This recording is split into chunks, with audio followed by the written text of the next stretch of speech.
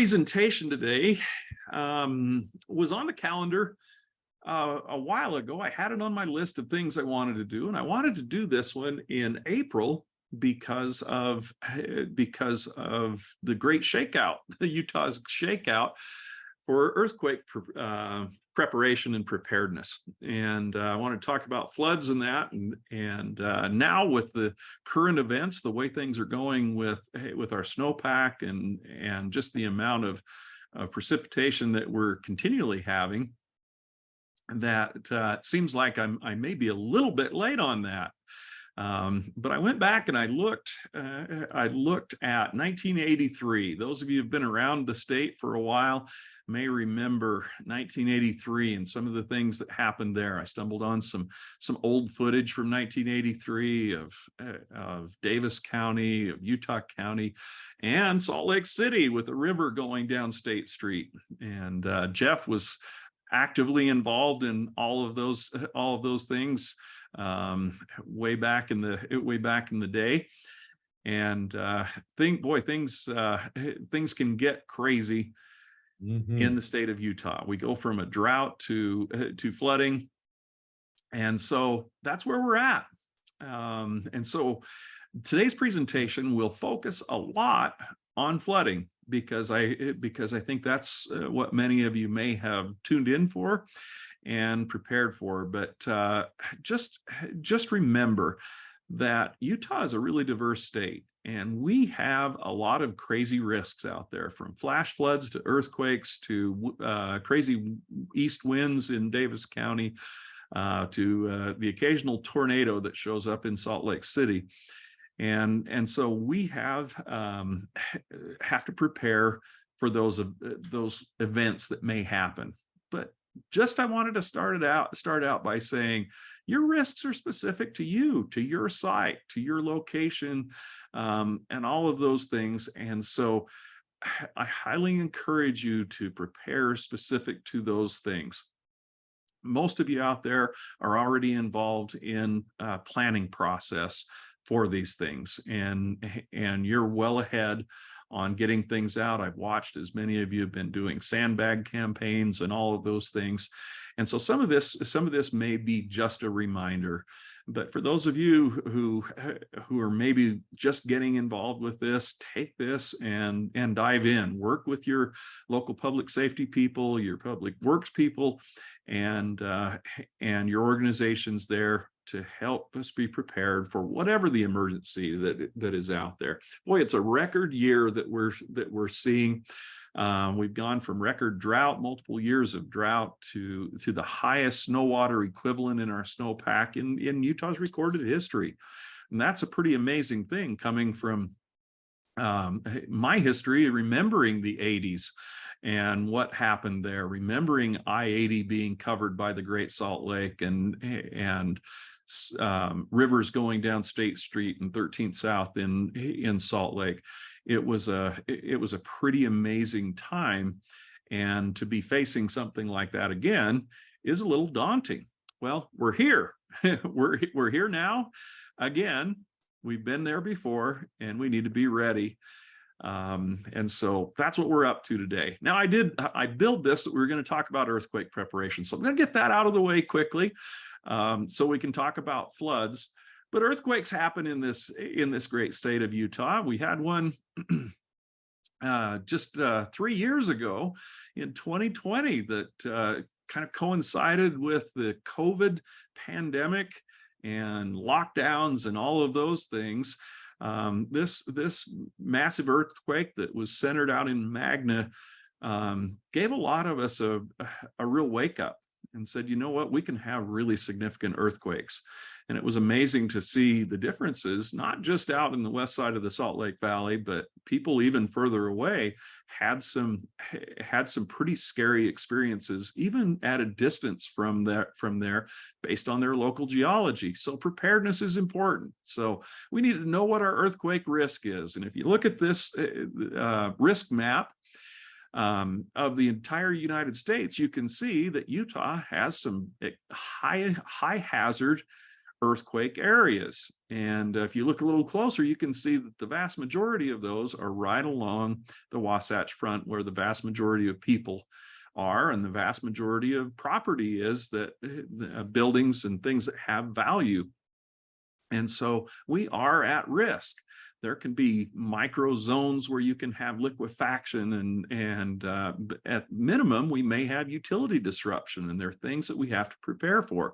I got a wake-up call just recently where there was a swarm of earthquakes in my neighborhood. If you look at this map here, you can see all of those dots, and those were earthquakes. They were not very big, but they were pretty close to the surface, and we felt every one of those. If I was in the neighborhood, I felt those, and I had one lift me right off of my office chair, and it made a loud bang. It was really a kind of an unsettling thing. If you look at all of those dots, my house is right in the middle of all of those dots. I had nothing to do with it, but it definitely got my attention. So we need to know our earthquake zone. What's the risk to us?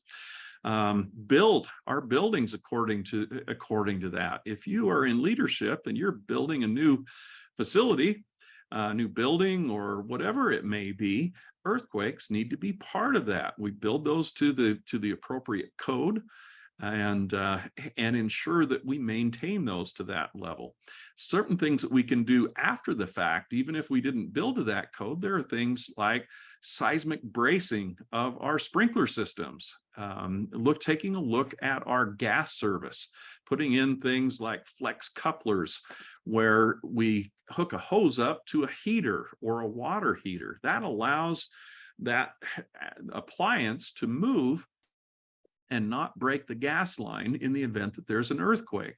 Things like a gas shutoff valve, a seismic valve is what they're called, and that's where your gas comes into your building.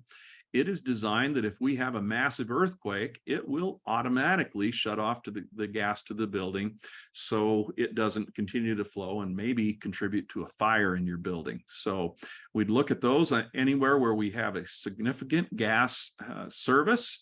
So if you're using a lot of gas, we'd look at a seismic shutoff, and that would be our recommendation for those areas.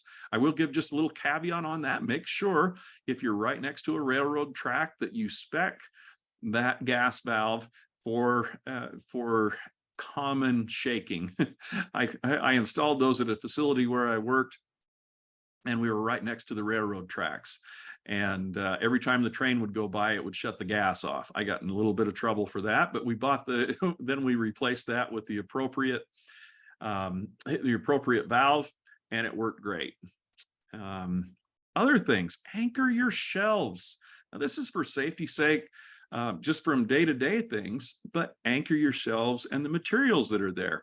Oh, and one thing I wanted to say as I started this webinar today, is there are multiple levels of preparation here. Some of you are at the highest levels of emergency response and preparedness in your communities. Some of you are not. Some of you are just tuning in because, hey, there's a webinar and I want to learn a little bit about floods and earthquakes. And there's a level of preparedness for each of us at all of those levels. I need to be prepared at my home so I can continue to do my job and help those other people in the community that are out there. So this is, as I speak today, it's both from a community level, but also from a personal level, because if my house has a problem and my family is having problems, I really can't focus on my ability to do my job very well if I'm worried about them. So let's get ourselves prepared in our homes and our buildings and all of those things, so we can focus on doing our job in the communities. Things like putting bungee cords around those shelves as we've anchored those to the wall to keep stuff from falling off. Those are some simple things that we can do to prepare our homes and our buildings at work. Training is an essential part of preparing for earthquakes, and we have a great opportunity on April 20th, 4/20. We're going to do the Great Shakeout once again in the state of Utah, and Utah is one of the best in the country to prepare for earthquakes. So go to shakeout.org and you can get all the information and sign up for that. And they have tons of great materials there. The state of Utah also has earthquakes.utah.gov, tons of materials there. And frankly, we just don't have time to go into a lot of detail there today, but we gave you a couple of things there that you can work on, and definitely these resources can help out as well. Jason, can I throw in a little bit before you move on? Absolutely. Thanks, Jeff. After lots of years of working in public entities and looking at these issues, I know that sometimes upgrading your buildings to be seismically prepared, or even to better prepare for the potential for flood, you look at it and you go, "What? That's just going to be too much money. I can't do it." But it helps to take the perspective that in an emergency, your buildings won't be just your administrative office and your rec center.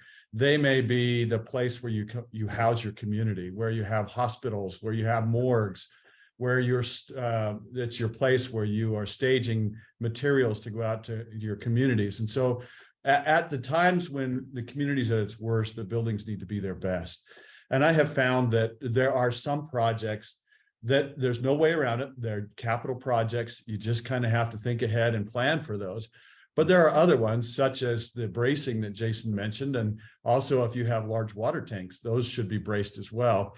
But those sometimes can be broken down into small chunks, and set aside 5,000-10,000 a year and do a little bit here and a little bit there. And over time, you'll be much better off, as opposed to looking at the whole thing as one big project. That's all I had to say. Thanks, Jason. Thanks, Jeff. That's a really great point that he makes there, and it brings back just an experience I had. Company I worked for, we were in a building and we had all of this stuff done. It was down in South Carolina, and as I was doing risk assessments of that building, we're going through their preparations. They had the exposure of hurricanes. And we're talking with the fire department, and the fire department's response was, "This is the best building in the community. When there's a hurricane coming, we have an agreement with your facility that we're going to pull our fire trucks into your building, so they're protected and they're safe during the event." They said our fire station will probably fall down if a hurricane hits, and so that we'd work together, and that was a great thing, because our building was prepared for that, like you say. So awesome. Thanks, Jeff. We have seen some pretty crazy floods in the state of Utah over the years. This is part of kind of our existence. This was back in 2005 down in Washington County when the Santa Clara River flooded, and I start to question 1,000-year floods, because it seems like we have an awful lot of 1,000-year floods. But we've seen some pretty devastating things happen around our state, and so we go back to 83, 2005, last year, and the year before we had devastating floods. And I'm here to say that it's not a matter of if, but when you will have flooding. And if I were a betting man, I would bet that every one of our communities will have flooding this year. As we're set up now. It may be catastrophic, it may be minor, but I believe this is a flood year and we need to be prepared for those things. Now, like I said, I see a few people on here that are emergency managers in your communities. I know you've been working on this for years. This is the year that all of that preparation and all the things that you've done really come to fruition. And so I'm not going to tell you anything that you don't know if you're in those positions. But for the rest of us, there are some things that we need to think about as it comes to floods. Here's the list that I came up with on things that we need to know. Know your floods, know your neighborhood, know your conditions, know your buildings, know your stuff, know your plan, And know your defense mechanisms. What is it that we have in place? These are all on the list. Well, when I say know your floods, what do I mean? Well, there are different types of floods. We have flash floods. If you're in southern Utah, you're pretty familiar with flash floods. They happen on a regular basis throughout the summer monsoon storms that we have. There's something that happens just quickly, and it happens over a short period of time, and it overwhelms whether it's a river course or just a community, and they can be very pinpoint in where they're located. You could be a quarter of a mile in a different direction and you'll have no flooding whatsoever. But in that very specific area, a flash flood can be devastating. And we've had, unfortunately, communities really devastated with multiple fatalities with these flash floods. A couple of words in here. Fluvial. What does fluvial mean? Well, this is really involving water courses like rivers. And we know rivers have their standard levels, and sometimes they will increase just because of increased flows, and they go outside of their banks. Coastal flooding, and you say, why did you throw that in there? Well, we have lakes in the state of Utah. We don't have oceans, but we do have lakes. And we've seen some massive flooding with the Great Salt Lake back in the 80s when we had multiple consecutive years of high water, high snowfall and rainfall. We flooded a massive amount of the Great Salt Lake Valley and all around there, and we had to do massive measures to reduce the level of the Great Salt Lake. Pluvial, what does that mean? This is really based around groundwater. This doesn't have anything to do necessarily with the river. It's just the ability of the ground, the earth, to absorb the water. And sometimes we get it too fast. Groundwater can push up through drains, through sewers, through various different pipes and foundations, and push into buildings. Burn scars are also a type of flood that we see, and we will see this year, where we have a wildfire that removes the vegetation and allows the rainfall to hit directly onto bare earth, which can wash away. And these are really nasty floods because they bring a lot of debris with them, which can plug up our ability to pull that water away through our normal stormwater system. And sometimes it involves boulders and massive things that do a lot of damage. And also, let's not forget earth movement that happens. That's associated with flooding as well. We have a great example in Utah with Thistle. Thistle was a community that was flooded due to earth movement. We had a massive landslide. This is as you go up Spanish Fork Canyon.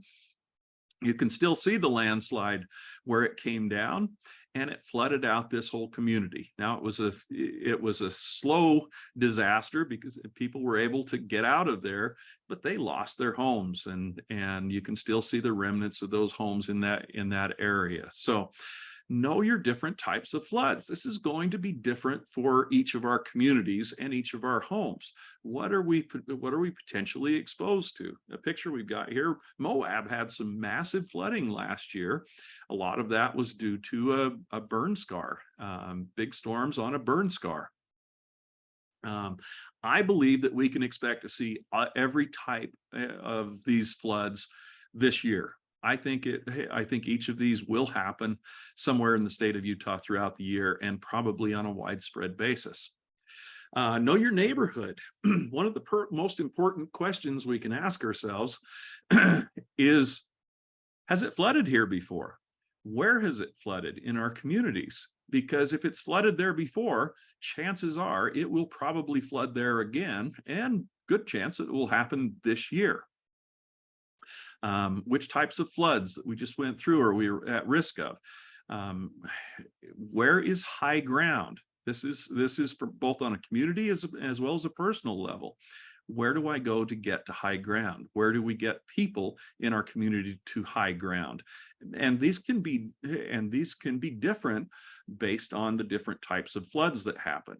A lot of people think, oh, I live on the benches, I live on the side of the hill, I'm immune from flooding. That's not really the case. Many times we'll get that pluvial type of a flood where it just inundates the community, no matter that it is on the side of a hill. All right. What type of flood control infrastructure do we have? Some of your areas have really intricate flood control.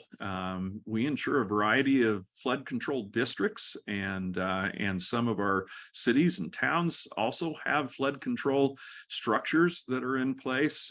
These can be dams or debris basins that will capture water or debris and prevent that from going where it's not supposed to, or at least just slow it down. A lot of our parks are designated as a detention basin. We fill those up with flood water as it comes through, and we allow it to slowly percolate away or drain away. What are your resources in your community? Ask yourself what those may be and who is responsible for each part of those. And then know your conditions. What is our snowpack? Well, we've already talked about that. We've exceeded all recorded history for the entire state of Utah. There are individual areas that may have been higher in given years, but as a collective state, we have a higher snow water equivalent in our snowpack than has ever been recorded. So we're cruising for a bruising, to put it in my younger terms. What is your groundwater, right? What is the water table where you're at? The geology is important. One of the reasons why flash floods happen in southern Utah so much is there's a lot of exposed rock, and when you get a big storm, it doesn't have anywhere to go. It can't soak in, and there's not a lot of vegetation to stop it from going fast. So that type of geology is important in our assessment of our conditions. Burn scars, we talked about those. Storms and temperature. The monsoons of the summer are one condition. For us right now, in most of the state where we have significant snowpack, it's going to be how quickly this water comes off. And we have a real test of it this week as we go from snow. Looking outside, looks like probably 6 new inches out there today. And by the end of the week, I looked at St. George weather, and St. George will be in the upper 80s by the end of the week. Well, the temperature has a big effect on that. And if we get storms on top, rain on top of snow, how do all of these things interact to affect each other? Those are all considerations that we have to be aware of in our communities. Here's a video we have from one of our communities in Springdale. Happened, Jeff, was this 2 years ago or 3 years ago? 2021. 21. So just about 2 years ago. And it was one of those things where it was one of these micro storms, a half a mile in either direction. It was just a little bit of a thunderstorm, but because of the focus in this area, it became a really significant storm. And you can see there's a berm right there. If that berm wasn't there, it would be a much different story for this building, but you can see cars washing away, and this happened really abruptly. Okay.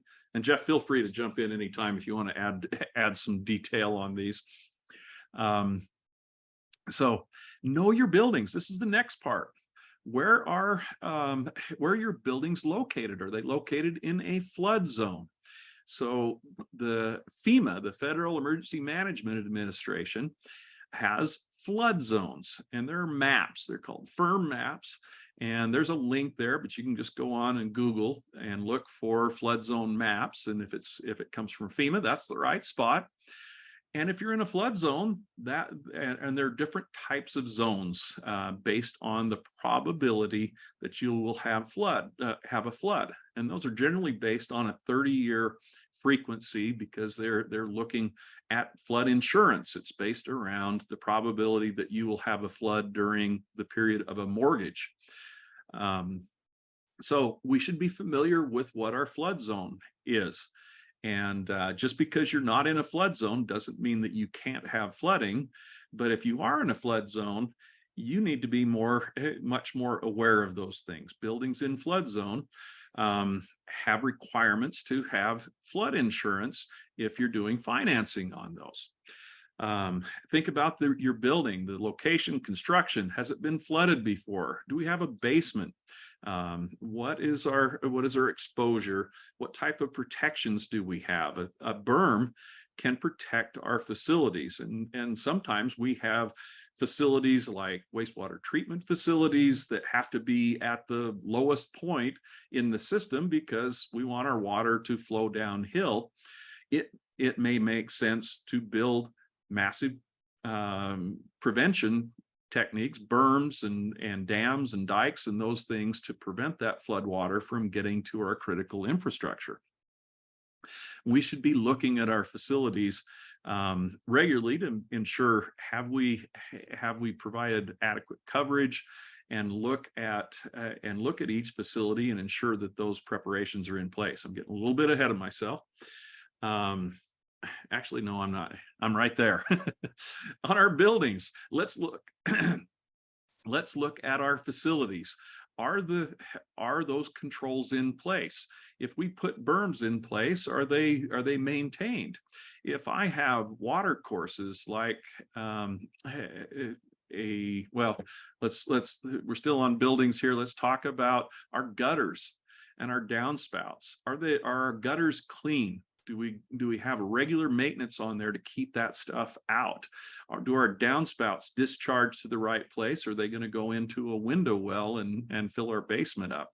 Are they in good shape? Sometimes winter does a lot of damage to this type of equipment with ice dams and various things like that. Think about what if I have a flood in my building? If I have a basement, walk through your basement today and decide, what do you want to lose? What do you want to have destroyed? And what do you want to maintain? Things like electrical systems, furnaces, water heaters, those types of things should be raised up off of the ground level. Generally, the recommendation is a foot above ground level. So if we do have any sort of water intrusion into our building, we're not going to automatically lose those important appliances. Other things like drip pans, changing hoses on your washer and dryers periodically, and gaskets on those types of things. Putting in leak detection systems. We have really great things. They've had leak detection things that you just set on the ground in your basement. And if they happen to come in contact with water, a loud alarm will go off. Those have been around for a long time, but now they've paired those with Bluetooth or internet Wi-Fi technology, where you can get an automatic alert wherever you are. I bought a weather station for my house, and it came with one of those that I put down in the basement. And if there was ever water there, it would automatically give me an alert on my phone wherever I am. So that gives us just a little bit of a head start. If there's a problem in one of our buildings, we can get there before it does a lot of damage. We may have sump pumps in some areas, and right now is the time that those sump pumps better be at peak performance. If you try to buy a sump pump maybe next week or maybe even right now, they may not be available. And so if we need replacements, backup pumps, have those there, ensure that the floats and everything are working right, and that they're going to the right location. I'm going to talk about this right now. As I have a little bit of information on this in the community preparation. But one of the problems that we see, I was just talking with somebody the other day who said, they discovered, one of their employees discovered that the sump pump in the house that this person bought was plumbed to the sewer system. And that is a condition that exists in a lot of locations. People don't know what to do with the water from their basement. And so, well, that'd be easy just to put it into the sewer. Well, this person did a little bit of work on it, must have been an engineer, and came up with the fact that they were producing about 10,000 gallons per day during a high water event. And that was going directly into the sewer. Well, if we start multiplying 10,000 gallons per day by multiple hookups that are going to the sewer when they're not supposed to, that could actually overwhelm our sewer capacity. It's bad for our wastewater treatment. It dilutes out the bugs that are in there and the food for those bugs, and it makes it really bad for the overall system. So having your code appropriately written that prohibits that type of sump pump discharge, and then actively enforcing on that is the important thing. I got a little ahead of myself, but it went right along with there. Clean those gutters, make sure everything's going where it's supposed to. Know your stuff. Have an inventory, and this, like I said, goes for home as well as work. What is the inventory of the materials, the contents of your buildings, of your home, of your basement? This is a great opportunity for you to go and take a look and decide, hey, if this all flooded, how much, what of all this stuff that I have here would I feel really bad about? And if there's some of that stuff, take it upstairs, right? If there's some of that stuff that we have to preserve, think about how we're going to preserve that stuff. And the rest of that stuff that we wouldn't mind if we lost it, throw it away. All right. Know your coverage. And I'll take this from two different angles. One as a homeowner, your homeowner's policy doesn't cover flooding. That goes through the National Flood Insurance Program. And so if you're in a flood zone, you're going to be getting a separate policy for that. Now at the trust, we have, if you have property coverage through the trust, then we have flood coverage there. It's a shared aggregate limit on that.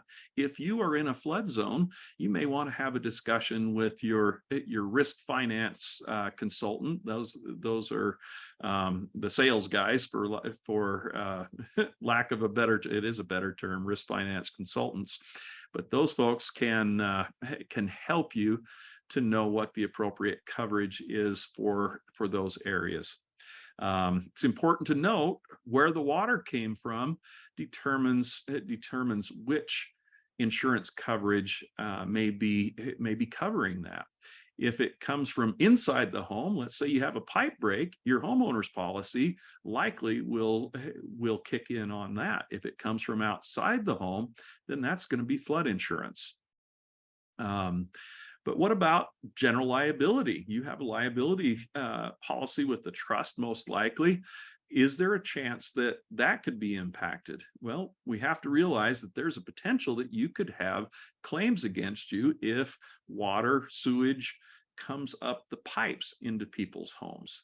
And so we want to ensure that we have proper sewer maintenance, proper codes enforced on those things, sump pumps like we just talked about, on codes, things like backflow preventers. We should be enforcing on those things so we prevent or we reduce the chances that we have successful claims around that. Anything you want to say on that stuff, Jeff? Well, I just want to say thank you for that plug for the seminar or the webinar we'll have on the 17th. We'll talk more in detail on sewer backups, water main breaks, and how we handle those, where your liability is, and how you can prevent them from happening, as well as prevent liability. So more to come on the 17th. Awesome. Thanks, Jeff. What's your plan, both from a personal level as well as an organizational? Personal Property protection. What are you going to do to protect your home? And all this going back to what's my location? Do I have a basement? All of those things are part of this. Do I have a sump pump? So what are the protections that you have for your home? What is your escape route if things get really bad? And we saw this a couple of years ago down in Iron County, where we had whole communities that were flooded from massive flash floods that came through. Do you have a go bag? Once again, there's a webinar for that. I'll put a link up there where we talk about go bags. What do I want in that? But as you think about that, think about your priority. People are number one priority. Don't worry about stuff if people are at risk. Pets are pretty important to a lot of people. Papers, what are the critical pieces of paper that you have that you want to keep? Make photocopies of all of those things and have those available. Put those in a fire safe, put those in a safe location, and have them in a location that they're accessible, so you could quickly get those if you have to bug out of your house really quickly. And then think about those personal items, things like prescriptions, other things that I may need to have. That could be your go bag. And then last priority on there, those priceless items, photos or other objects that you think are really important. Now, we may have to get out quickly, but if I have those easily accessible, I got a better chance of being able to save those real personal items.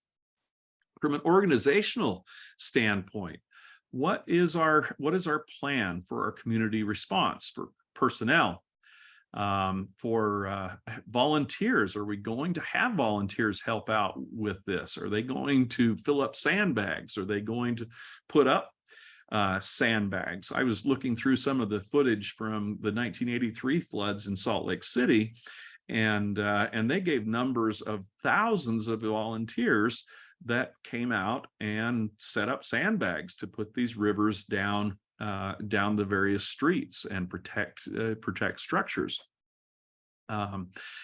Facility inspection program is also part of that, to ensure that everything, and when I say facility, that's not just buildings, that's our flood control devices and protections that we have in place.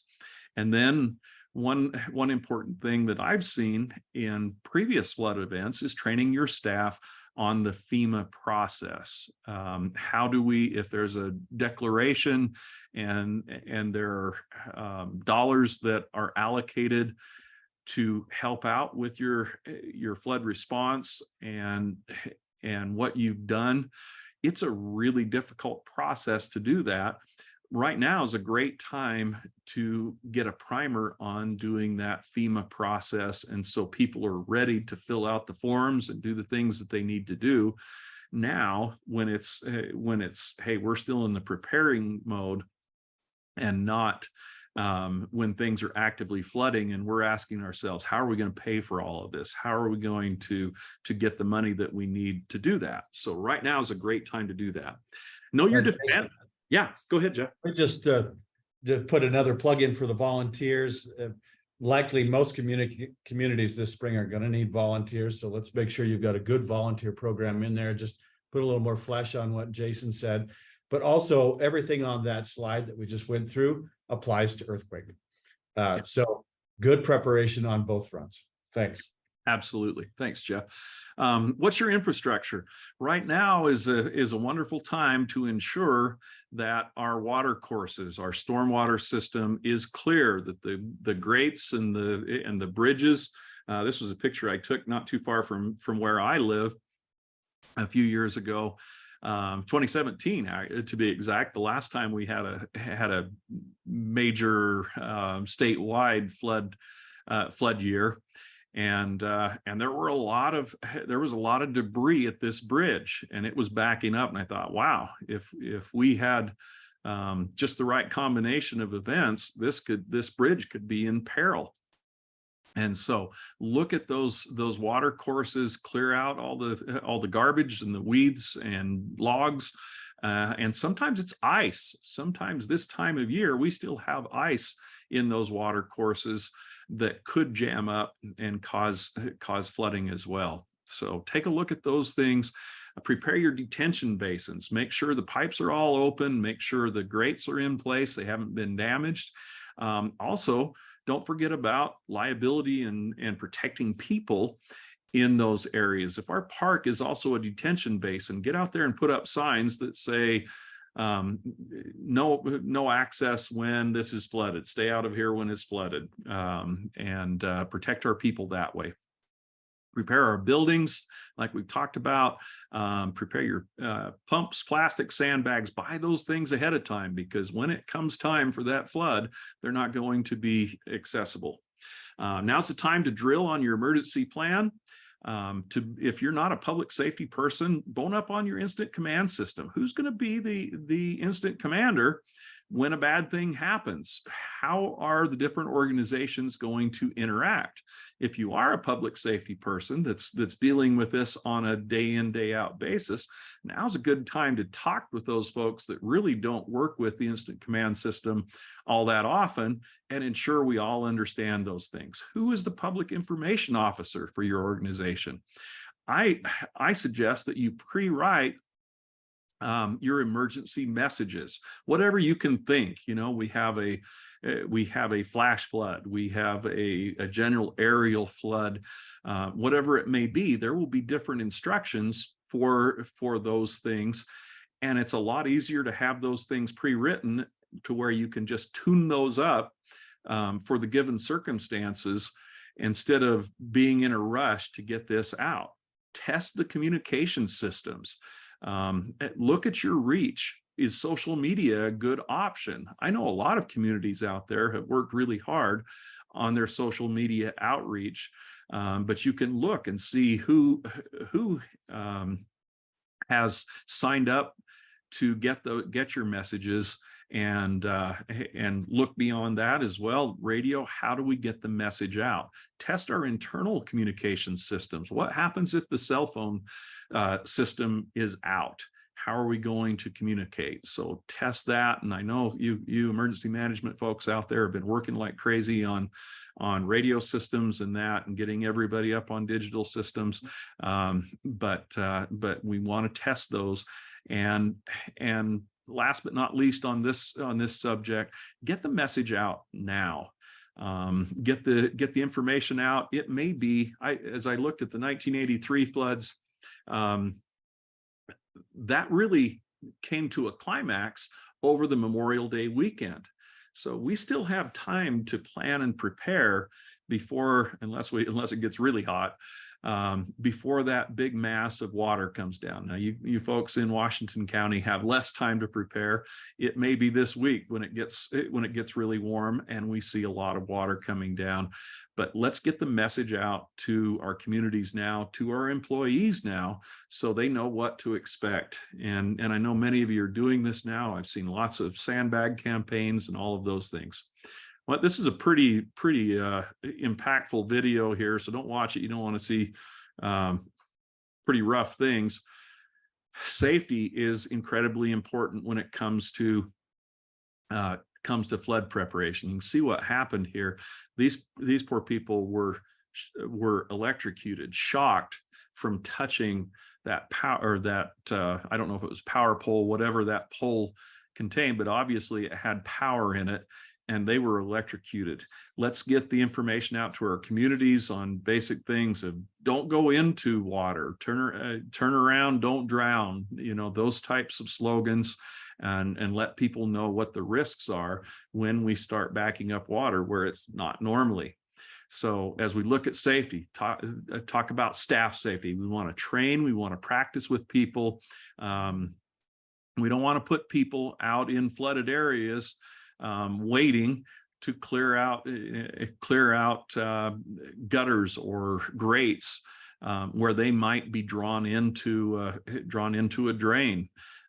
We've had some pretty scary situations happen with those. So let's talk through those in our department safety meetings and ensure people understand the proper way to go about doing those tasks.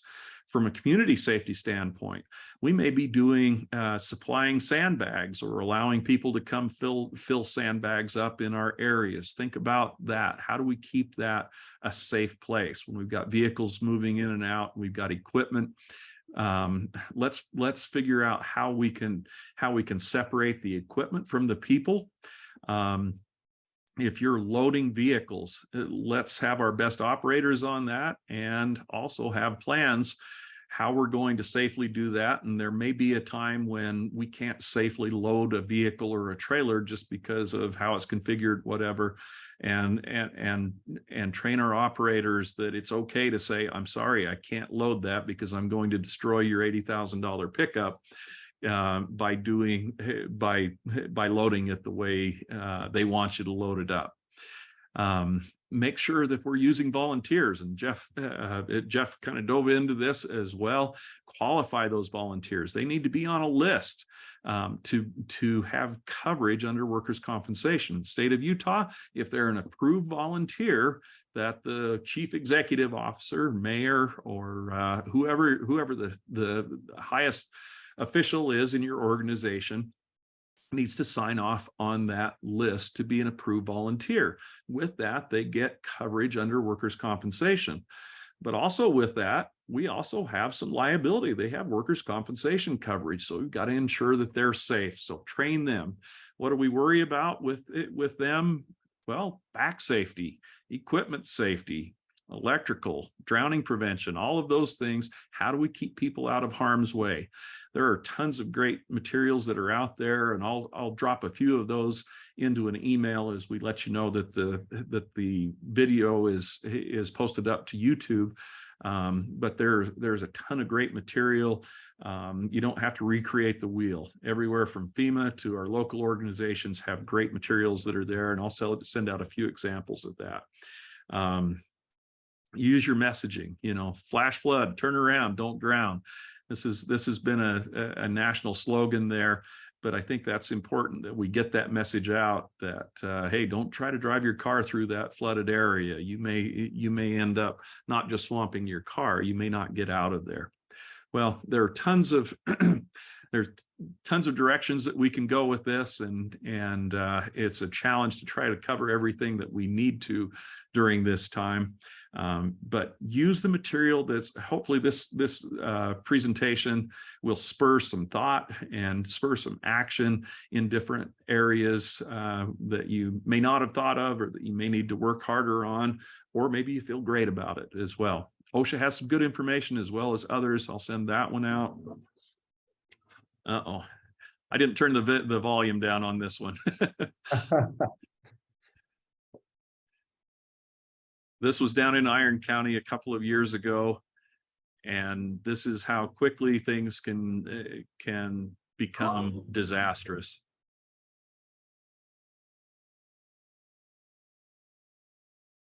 Wow. Okay, and just one more thing before we go to questions. So folks, if you got questions, type those into the chat box and we'll answer those. But just one more thing, critically important thing. Your TV sits this way, not this way. So you hold your phone. Make sure when you're filming all of this mess that happens that your phone is oriented this way, not this way, because we want good video of what happens out there. Now that's a little bit of a joke, but we see a lot of the video out there that could be so much better if it was just in landscape. As you're busily typing your questions there, I thought this was a pretty good quote from Winnie the Pooh. Eeyore said gloomily, "It's still snowing and freezing. However," he said, brightening up a little, "we haven't had an earthquake lately." I thought that was pretty appropriate there. Folks, any questions you have? While you're typing your questions, I'll ask Jeff what he has to add or point out what I missed or got wrong. You haven't gotten anything wrong there, Jason, and I think you've done a great job of covering much of this.